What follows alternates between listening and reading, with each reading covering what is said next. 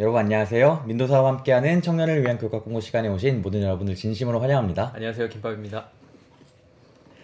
네, 오늘은 8과를 함께 살펴보려고 합니다. 그 전에 우리가 지난 시간에 배웠었던 7과의 내용들을 키워드에 있는 단어들을 보고 한번 리뷰하고 넘어가도록 하겠습니다. 네, 저희 지난주 7과에서는 율법과 은혜라는 제목으로 함께 공부했고요. 우리 행복을 위해서 제정된 이 율법이 하나님의 은혜와 뗄래야 뗄 수 없는 관계라는 사실을 함께 배울 수 있었습니다. 또 이 은혜와 율법의 관계는 우리가 믿음으로 의롭게 되고 또 구원을 얻는다는 그 중요한 진리와도 밀접한 관련이 있다는 것을 우리가 함께 생각해 볼 수 있는 시간이었습니다. 네, 감사합니다. 결국 이 율법과 은혜를 이해하는 것이 믿음으로 말미암아 살아가야 하는 우리들의 삶 가운데에 매우 중요하다는 것도 우리가 배웠었죠. 항상 교회에서 들어왔었던 내용들이었기 때문에 익숙한 내용일 수도 있었지만 다시 한번 곱씹어보고 곱씹어보니 하나님의 은혜는 우리의 삶을 변화시키기에 충분하다라는 것도 깨달았었습니다. 네, 오늘 8과의 제목은 생명을 선택하라입니다. 강한 어조로 이렇게 호소하고 있는 이 제목을 통해서 오늘 교과의 내용을 어느 정도 짐작할 수 있을 것 같습니다.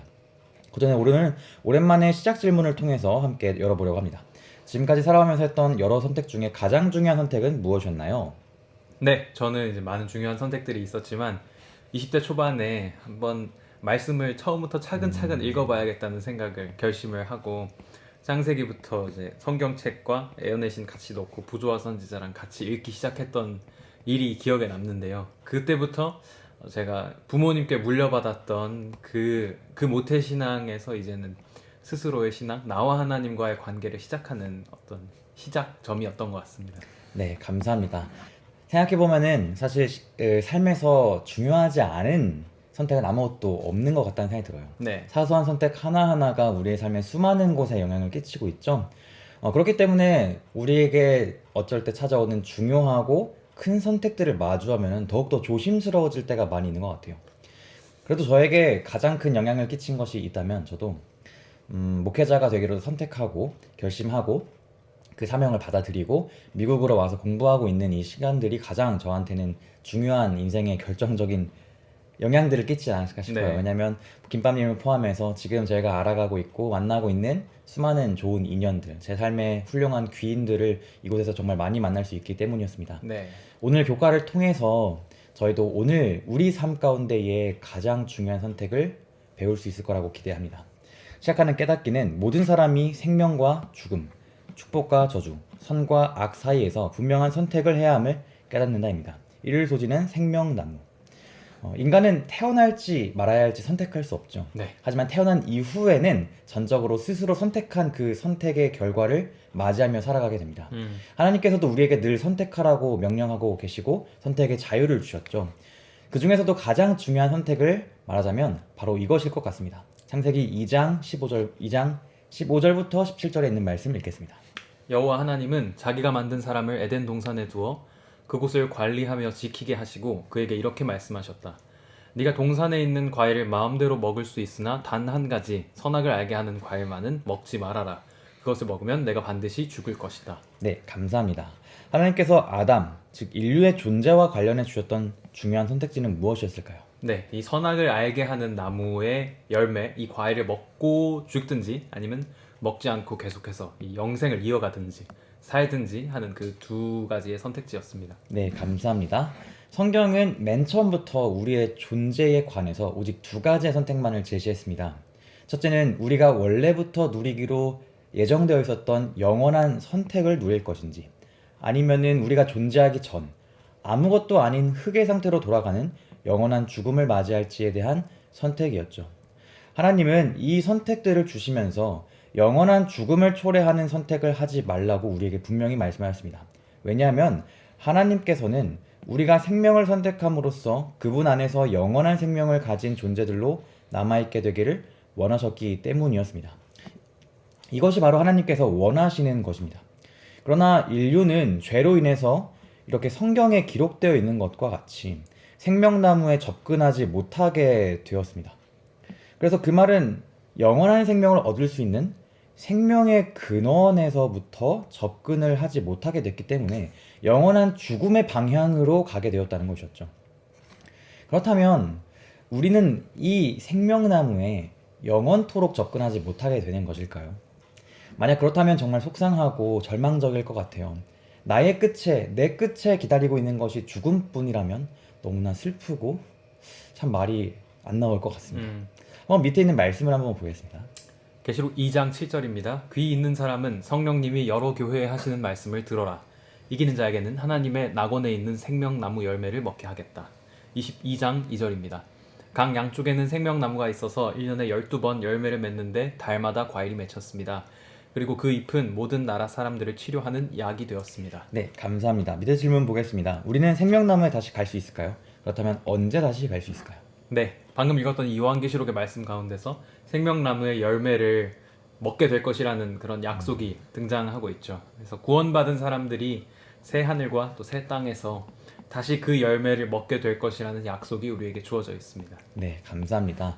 성경의 첫 번째 책이었던 창세기, 완전한 모습으로 창조되었었던 그 지구에 생명나무가 등장했던 것과 같이 성경의 마지막 책, 그 죄가 모두 사라지고 완전한 세상이 다시 한번 도래하게 되고 완전한 하늘에 우리가 올라가게 될 때에 다시 한번 생명나무가 등장하는 것을 볼 수 있습니다. 네, 죄로 인해서 우리는 생명나무에 접근할 수 있는 권한을 잃었지만 예수님께서 그 모든 죄의 문제를 영원한 복음의 방식으로 해결하심으로써 생명을 선택했던 모든 사람들은 다시 하늘에 올라가서 생명나무에 접근할 수 있는 권한을 얻게 되는 것이고 영원한 안식을 얻을 수 있게 되는 것입니다. 그때를 사모하고 기도하는 마음으로 우리의 매일 일상 가운데서도 생명 되신 하나님을 선택할 수 있는 저희 모두가 됐으면 좋겠습니다. 그 다음 월요일 소지입니다. 네, 일요일 소지에서는 하나님께서 우리가 생명을 선택하기를 원하시는구나 라는 것을 알았다면 월요일 소지 중립지대는 없음에서는 우리의 반응이 어떠해야 하는지에 대해서 살펴보게 될 것입니다. 성경은 우리에게 어떠한 선택을 촉구하고 있을까요? 밑에 세 말씀을 한번 읽어보겠습니다. 네, 로마서 6장 23절입니다. 죄의 삭은 사망이요 하나님의 은사는 그리스도 예수 우리 주 안에 있는 영생이니라. 로마서 8장 6절입니다. 육신의 생각은 사망이요 영의 생각은 생명과 평안이니라. 요한일서 5장 12절입니다. 아들이 있는 자에게는 생명이 있고 하나님의 아들이 없는 자에게는 생명이 없느니라. 네, 감사합니다.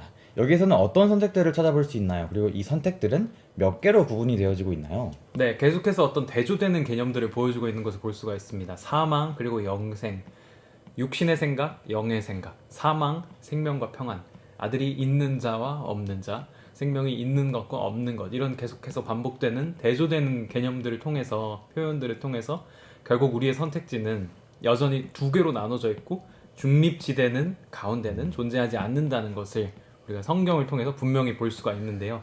대쟁투가 맞춰지고 하나님의 계획에 따라서 우리는 결국 영원한 생명을 얻든지 그렇지 않든지 둘 중에 하나로 결정되게 된다는 것이죠. 그래서 성경은 이 둘 위에 어떤 다른 선택지도 제공하고 있지 않습니다. 네, 감사합니다. 모든 사람은 결국 영원한 생명과 영원한 죽음이라는 선택지 앞에서 한 가지를 선택해야 합니다. 이 선택에 있어서 중립지대란 없습니다. 화일 소지에서도 맥락을 같이 합니다. 밑에 말씀을 함께 읽겠습니다. 신명기 30장 15절에서 20절입니다. 보십시오, 나는 오늘 선과 악, 생명과 죽음을 선택할 수 있는 기회를 여러분에게 주었습니다. 만일 여러분이 내가 오늘 여러분에게 가르치는 여러분의 하나님 여호와의 명령을 순종하고 그분을 사랑하며 그분의 모든 법과 규정을 지키면 여러분이 생존하여 번성할 것이며 여러분이 들어가 살 땅에서 여호와 하나님이 여러분을 축복하실 것입니다. 그러나 만일 여러분의 마음이 변하여 불순종하고 유혹에 빠져 다른 신들을 섬기고 절하면 내가 오늘 선언하지만 여러분은 반드시 멸망할 것이며 여러분이 요단강을 건너가 점령할 그 땅에서 오래 살지 못할 것입니다. 내가 오늘 하늘과 땅을 증인으로 세우고 여러분에게 생명과 죽음, 축복과 저주를 제시하였습니다. 그러므로 여러분과 여러분의 자손이 살려고 하면 사는 길을 택하십시오. 여러분은 여러분의 생명이 되시는 여러분의 하나님 여호와를 사랑하고 그 말씀에 순종하며 언제나 그분을 떠나지 마십시오. 그러면 여호와께서 여러분의 조상 아브라함과 이삭과 야곱에게 주시기로 약속하신 땅에서 여러분이 오랫동안 살게 될 것입니다. 네, 감사합니다. 이곳에서도 어떤 두 가지 선택들을 확인할 수 있을까요? 네, 방금 읽은 이제 성경절들을 통해서 선과 악, 생명과 죽음 이런 계속해서 또 반복되는 대조적인 이야기들을 하고 있습니다. 축복과 저주 이런 이야기들 계속해서 반복해서 등장하고 있습니다. 네, 감사합니다. 특별히 맨 처음에 사용됐었던 여기 선과 악이라는 표현이 있잖아요. 이 선과 악을 나타내는 히브리어 단어가 아까 위에서 봤었던 창세기에 있는 어떤 나무였죠? 선과 선악을 악을, 알게 하는. 선악을 네. 알게 하는 나무. 거기서 사용됐었던 단어들과 동일한 단어라고 합니다. 성경 다른 것과 마찬가지로 하나님을 섬김으로 생명을 선택하든지 혹은 죽음을 선택하든지 해야 했다는 것이 반복해서 나오고 있는 것이죠. 이것이 오늘 우리에게도 동일하게 적용되고 있는 것이기도 합니다. 이것은 상당히 명확한 사실이기도 합니다. 그래서 간혹가다 어떤 사람들은 이 표현에 대해서 굉장히 부정적으로, 극단적으로 받아들이시는 분들도 계세요. 만약 내가 하나님을 믿지 않을 때에 찾아온다는 그 죽음과 저주를 받는다, 이렇게 생각하시는 그런 분들은 뭐랄까요, 하나님의 품성에 대해서 오해를 하시고 부정적으로 얘기하시는 분들이 계시거든요. 왜냐하면 하나님께서 그 축복의 반대인 그 율법의 저주와 사망을 주신다고 하시는 그 말씀 때문에 말이죠. 네. 그렇다면은 하나님은 자신을 섬기지 않는다고 죽음과 저주를 내리신다라고 오해하고 있는 그 사람들이 있다면 우리는 어떤 말로 그들의 오해를 도울 수 있을까요? 네. 교과에서 저자가 하는 말을 인용해서 소개하고 싶은데요. 저자는 이렇게 말하고 있습니다. 하나님께서는 모든 인류에게 오직 선과 생명과 축복을 제공하신다.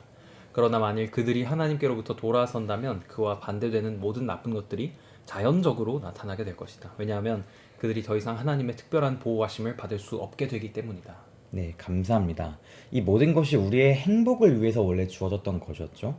사랑의 하나님은 오히려 우리가 마주하게 된 죄된 운명, 죽음과 저주를 경험하지 않기를 원하셨습니다. 하나님은 오히려 우리가 자연적으로 맞이하게 될 죽음과 저주로부터 건져내길 원하셨고 건져내실 모든 계획을 주셨습니다. 그렇지만 그 계획을 우리가 선택하지 않았기 때문에 원래 우리가 맞이해야 했었던 그 죽음과 저주를 경험할 수 없게 되는 것이었죠. 그것은 하나님의 선택이 아니라 우리의 선택에 의한 어쩔 수 없는 운명과도 같았습니다. 다음 느끼기는 우리가 생명을 선택하기를 간절히 원하시는 하나님의 마음을 이해하고 느껴본다입니다.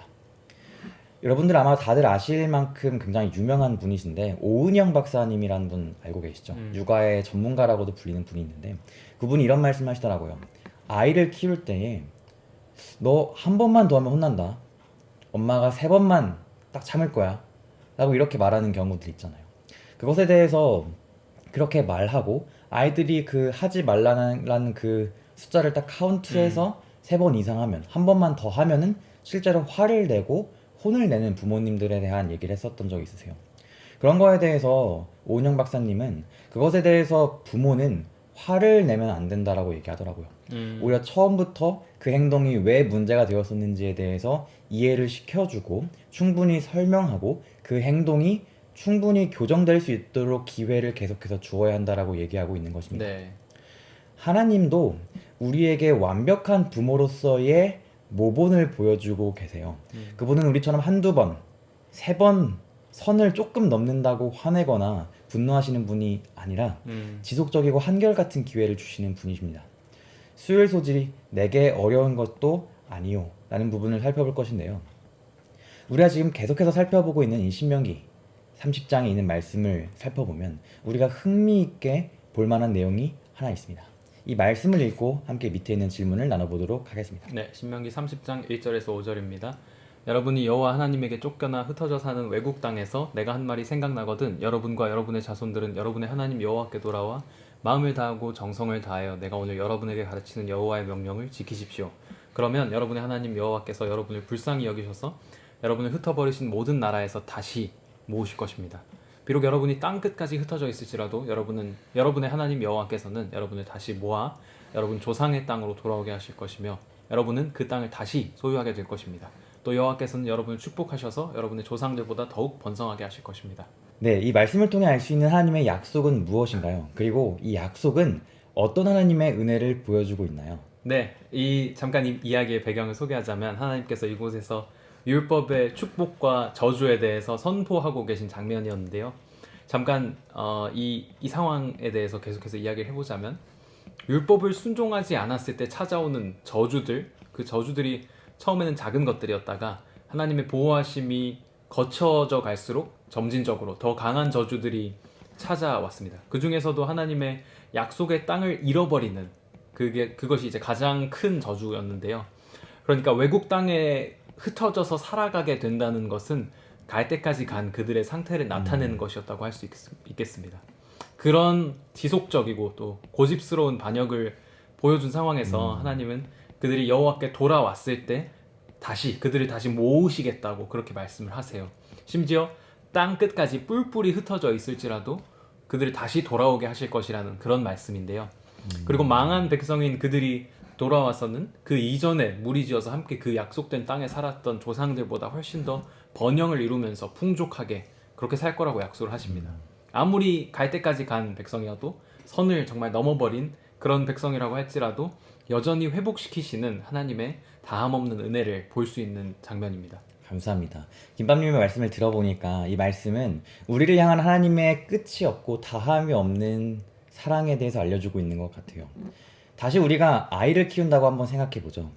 저희가 낳은 딸이 미래에 뭐 딸을 낳게 됐다면 그 딸이 걸음마를 연습할 때가 되었다고 한번 상상해 보세요.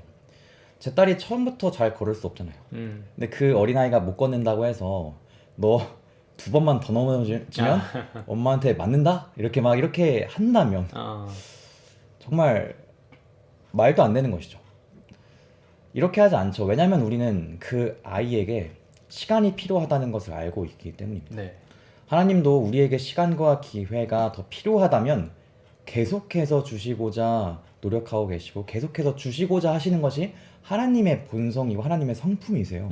완전히 내가 바닥까지 내려갈지라도 거기서 하나님은 우리를 다시 한번 건지시려고 하시는 분이 하나님이시라는 것이죠. 우리 하나님은 우리가 생명을 선택하기를 간절히 원하고 계신다는 것을 우리가 알 수 있는 것입니다. 밑에 있는 말씀도 읽어보겠습니다. 네, 신명기 30장 11절에서 15절입니다. 내가 오늘 여러분에게 가르치는 이 명령은 여러분이 지키기에 어렵거나 여러분의 힘에 겨운 것이 아니며 또 저 멀리 하늘에 있는 것도 아닙니다. 그러므로 여러분은 누가 하늘에 올라가 우리를 위해 그 명령을 가지고 와서 우리에게 들려주어 우리가 그것을 지킬 수 있게 할 것인가 하고 말할 필요가 없습니다. 그 말씀은 바로 여러분 곁에 있으며 여러분의 입술과 마음에 있으므로 여러분은 그것을 지킬 수 있습니다. 보십시오. 나는 오늘 선과 악, 생명과 죽음을 선택할 수 있는 기회를 여러분에게 주었습니다. 네, 감사합니다. 하나님의 말씀은 어려운 것이 결코 아닙니다. 오히려 확실한 것입니다. 그 말씀이 우리의 입술과 마음에 있다는 이 말씀과 같이 오늘 우리는 하나님의 이 간절한 호소에 반응하여서 당신의 말씀에 순종하고자 하는 우리의 마음을 입술로 고백할 수 있을 것입니다. 실물교훈에도 이렇게 말하고 있습니다.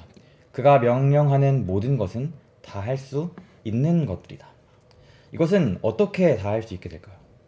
우리의 힘이 아니라 하나님의 사랑을 깨닫고 하나님을 사랑할 때 분명히 가능하게 될 것입니다. 아멘. 그래서 하나님께서 이스라엘 백성들에게 순종하라고 명령하신 것들은 결코 어렵거나 불가능한 것이 아니었습니다. 이런 하나님의 신실하심에 의지하는 사람들은 우리가 순종할 수 있을 때까지 하나님께서 기다려주시기 때문에 우리가 아무리 연약하고 부족하고 넘어질지라도 하나님의 신실함을 붙잡은다면 우린 믿음 안에서 완전하게 될 수 있을 것입니다. 아멘. 마지막 행하기는 하나님을 향한 사랑으로 생명을 선택하고 참되신 하나님만 경배하며 살아간다입니다. 목요일 소지는 참된 경배에 관하여입니다. 결국 우리가 생명을 선택해야 된다는 이러한 모든 교과의 내용들을 한마디로 압축하자면 우리가 하나님께 경배해야 한다는 말과도 같습니다. 하나님과 우리의 언약 관계의 핵심은 바로 경배이죠. 밑에 있는 세 말씀들을 읽고 또 나눠보겠습니다. 네, 신명기 32장 39절입니다. 이제 내가 바로 그 힘을 보라. 나 외에는 다른 신이 없다. 신명기 4장 19절입니다. 그리고 너희는 눈을 들어 해, 달, 별 등 모든 하늘의 천체를 바라보고 그것들에 끌려 절하거나 너희 하나님 여호와께서 하늘 아래 모든 민족에게 나누어 주신 것들을 숭배하는 일이 없도록 하라. 8장 19절입니다. 만일 여러분이 여러분의 하나님 여호와를 잊어버리고 다른 신들을 쫓아 섬기며 그것에 절하면 여러분은 반드시 망하고 말 것입니다. 네, 감사합니다. 하나님 외에 다른 신은 없기 때문에 우리는 하나님만 섬겨야 한다고 성경에는 반복적으로 우리에게 가르치고 레슨을 주고 계십니다. 그렇지 않는다면 우리는 세상의 방법과 우상들 혹은 거짓 신들이 우리의 경배의 대상이 될 수 있기 때문입니다.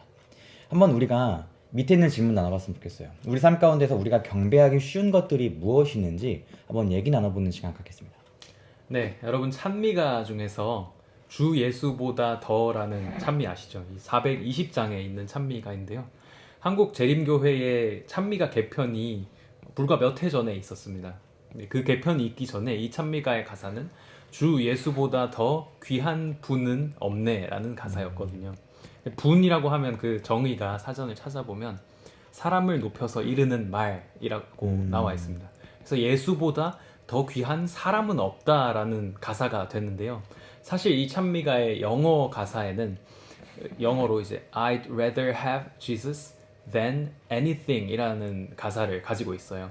이제 이 anyone, any people 이런 뭐 다른 사람의 개념이 아니라 anything 이라는 단어를 쓰고 있다는 것이죠. 그래서 예수님보다 귀한 분들뿐만이 아니라 귀한 것도 어떤 사물이나 일이나 현상이나 어떤 것도 없다라는 이야기를 하고 있는 것이죠. 그래서 아마도 찬미가가 개편될 때 이 찬미가의 가사가 주 예수보다 더 귀한 것은 없네라는 지금 현재의 찬미가 가사로 바뀐 것 같아요.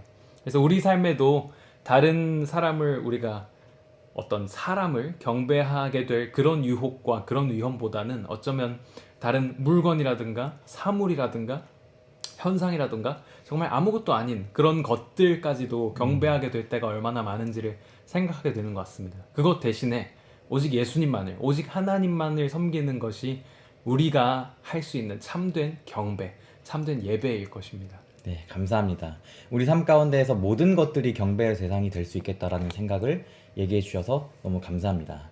우리가 심지어 마음속으로 뭔가 정말 사소한 생각들조차도 마음속에 있는 생각조차도 우리의 우상이 될 수도 있는 것 같아요.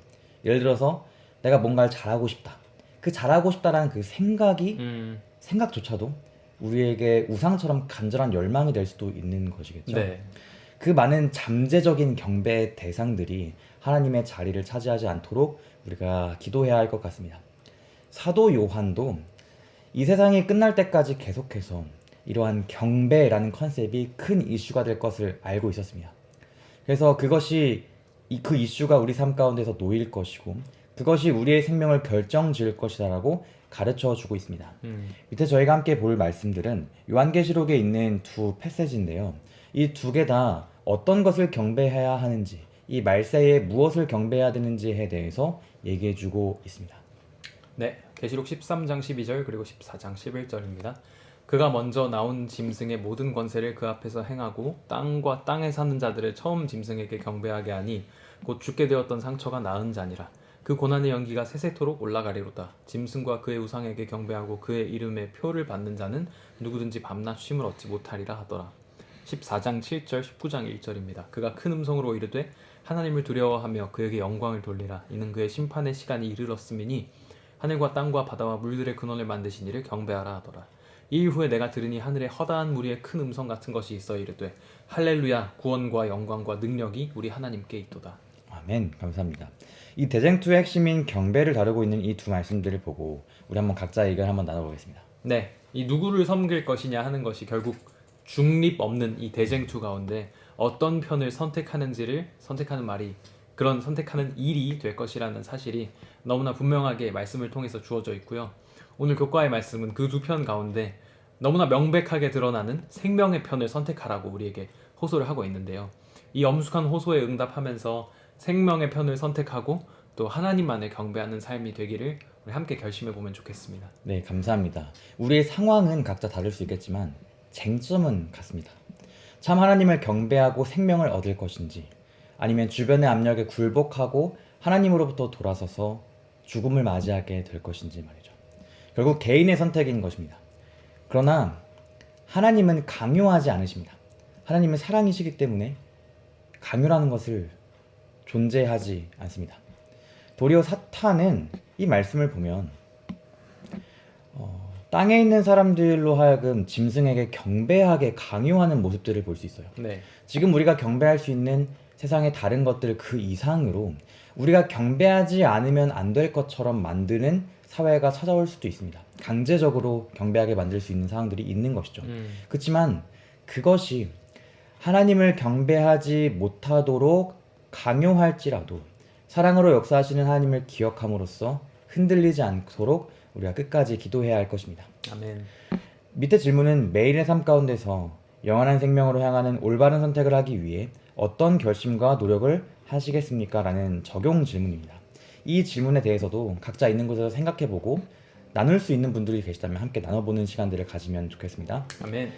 정리하면서 하나님께서는 시대를 초월하여 당신의 백성들 가운데 사랑으로 역사하셔서 참 하나님을 경배함으로써 영원한 생명 가운데 거하라고 호소하십니다. 라고 정리할 수 있겠습니다.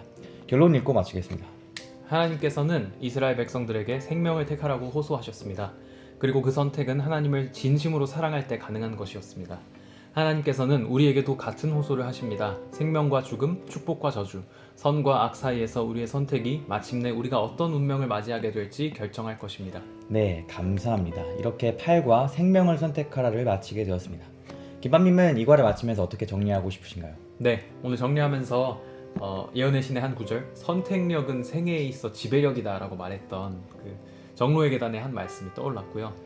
태초부터 우리에게 주어진 그 자유의지, 그리고 오늘날 우리에게도 분명히 주어진 그 선택의 힘, 그것들이 얼마나 엄숙하고 엄중한 것인지를 깨달을 수 있는 시간이었고요. 또 그렇게 막 마음이 너무 무겁기만 한 것이 아니라 동시에 또 어느 쪽을 선택해야 하는지가 어느 쪽을 선택해야 우리가 행복한 길인지가 또 분명히 제시되어 있고 생명의 길이 어느 쪽인지가 우리에게 알려져 있다는 사실이 너무나 감사한 시간이었습니다. 어쩌면 제 마음속에 여전히 지금도 계속해서 차라리 그냥 뭐 선택권 없이 기계처럼 그냥 하나님이 다 하나님 백성으로 살게 해주셨으면 어땠을까, 그게 차라리 덜 힘들지 않을까, 이런 생각들을 많이 했던 것 같은데요. 이번 과의 내용들을 살펴보면서 나의 선택으로 하나님의 편을 걸어가게 하신, 그것이 내가 정말 참된 사랑으로 하나님을 섬길 수 있게 하신 그 길이라는 사실을 깨달으면서 조금 더 그분을 향한 사랑이 커질 수 있는 시간이었던 것 같습니다. 네, 감사합니다. 생명을 선택하라라는 이 교과의 제목은 굉장히 강한 호소입니다. 어떤 사람들에게는 이러한 명령과도 같은 말씀이 강제적으로 느껴질 수 있고 강요하는 것처럼 들릴 수도 있겠습니다. 그러나 그것이 강제나 강요가 아닌 이유는 우리가 지금까지 이전에 계속해서 배웠었던 하나님의 사랑을 생각하고 복음과 언약의 본질을 깨닫게 된다면 그것이 절대 강요나 강제가 아니라는 것을 알 수 있죠. 그렇기 때문에 하나님께서 원하시는 것처럼 우리 모두가 자발적으로 생명을 선택할 수 있게 되기를 간절히 바라봅니다. 아멘. 우리가 시작 질문에서 지금까지 내가 살아오면서 했던 여러 선택 중에서 가장 중요한 선택이 무엇이었는가 라는 질문을 썼죠. 사소한 선택 하나조차도 우리 삶의 수많은 곳에 영향을 끼치기 때문에 굉장히 중요합니다. 그리고 큰 선택들을 마주하게 되면 더욱더 조심스러워지고 걱정도 많이 될 수 있겠습니다. 그러나 조심스러울 필요 없이 아주 자신 있게 선택할 수 있는 것들도 분명히 우리 삶 가운데는 있습니다. 그 선택의 결과가 나를 위한 하나님의 계획이라는 것을 확신하고 나에게 가져다 줄 수 있는 긍정적인 결과를 확신한다면 말이죠. 저는 저와 우리 모두가 하나님을 선택하는 일에 있어서 그렇게 되기를 간절히 바라고 싶습니다. 기도하겠습니다. 사랑의 아버지 하나님, 생명을 우리에게 주신 당신의 그 사랑을 인하여서 우리가 그 사랑으로 인하여서 당신이 주신 그 생명을 선택할 수 있도록 도와주시옵소서. 예수 그리스도의 이름으로 기도합니다. 아멘. 아멘.